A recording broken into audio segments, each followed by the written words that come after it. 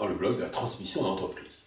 Nous avons souvent parlé des conditions qui rendent une PME vendable, et nous allons voir aujourd'hui l'histoire d'une PME très vendable, mais qui n'a toujours pas été vendue après 18 mois de recherche.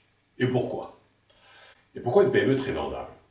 Alors d'abord, la situation. C'est un bureau d'études techniques axé sur la maîtrise d'œuvre de conception et de réalisation de projets d'infrastructures du type aménagement routier.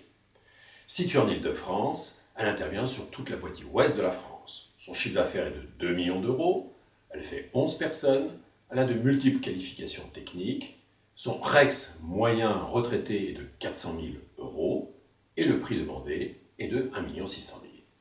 Donc cette société paraît bien vendable, car elle dispose en fait d'un certain nombre de facteurs de succès. Le premier, un beau carnet de commandes. Son carnet de commandes est rempli à 60% pour l'exercice prochain et encore 30% pour l'exercice au-delà. Son historique montre une grande fidélité des commanditaires, de ses filiales de grands groupes spécialisés dans les travaux routiers, et en plus il y a une diversification des activités qui est assurée dans le monde du bâtiment, pour 30% du chiffre d'affaires. Deuxième facteur, la satisfaction client est élevée, ce qui conduit à une importante reconduction d'affaires. L'entreprise d'ailleurs répond à des marchés de gré à gré, pas d'appel d'offres, passés donc par les responsables locaux des entités opérationnelles de ces grandes sociétés de travaux routiers. Donc le relationnel technico-commercial est très important, car les demandes de devis exigent une forte réactivité, une grande disponibilité. Troisièmement, une très belle rentabilité, supérieure à la moyenne du secteur. C'est une entreprise gérée de près par son patron, où les devis sont calculés en pourcentage du montant des travaux, ce qui est classique, pour un montant global et forfaitaire. La facturation est mensuelle, selon l'avancement des missions.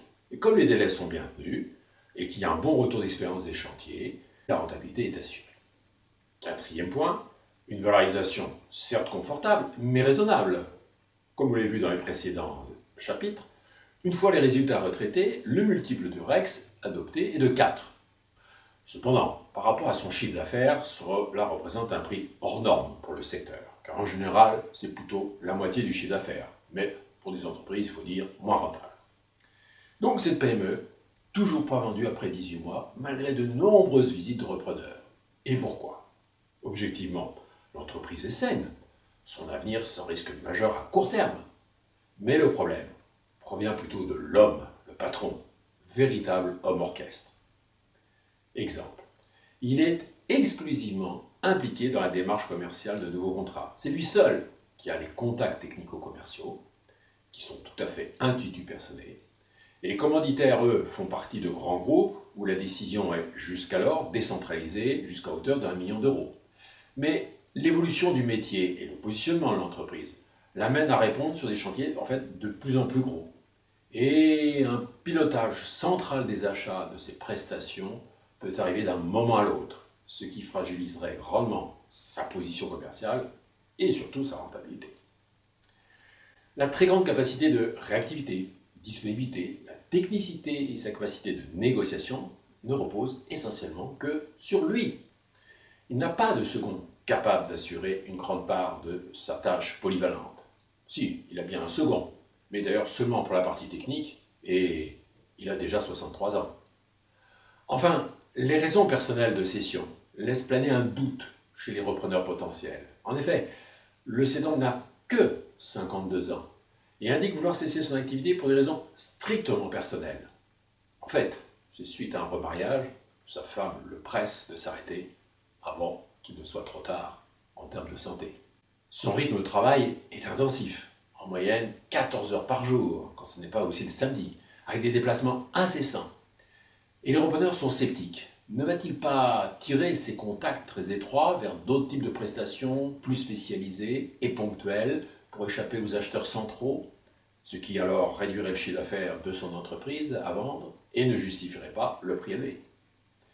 Toujours est-il qu'après 18 mois de recherche, et au-delà de tous les repreneurs physiques qu'il a vu défiler, et qu'il préférait d'ailleurs à tout repreneur industriel, une seule fois, un groupe du même métier a été intéressé par son entreprise. Mais avant même de négocier le prix d'acquisition, ils n'ont pu, même dans leur groupe, trouver l'homme orchestre capable rapidement de se substituer à lui.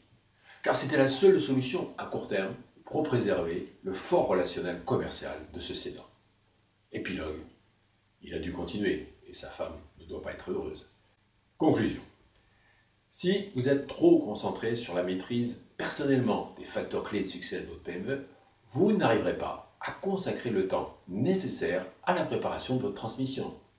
Il faut rendre votre entreprise indépendante de vous avant de la vendre. Cela vous paraît paradoxal, non? Préparer votre transmission, c'est trouver ou installer de façon anticipée les seconds. C'est tout décrire des méthodes technico-commerciales, des méthodes opérationnelles, détailler le réseau relationnel de vos contacts, de façon à pouvoir simplement donner les clés le jour J de la transmission, et ce, quelle que soit la durée d'accompagnement. Sinon, le repreneur prend le risque de tout découvrir seulement pendant cette période, et il risque aussi de réaliser qu'une entreprise peut être apparemment rentable, et donc chère, mais notamment parce qu'elle est sous-staffée. Et cela augure mal des relations cédants-entrepreneurs dans les mois à venir. À la semaine prochaine, Jacques Jourdi.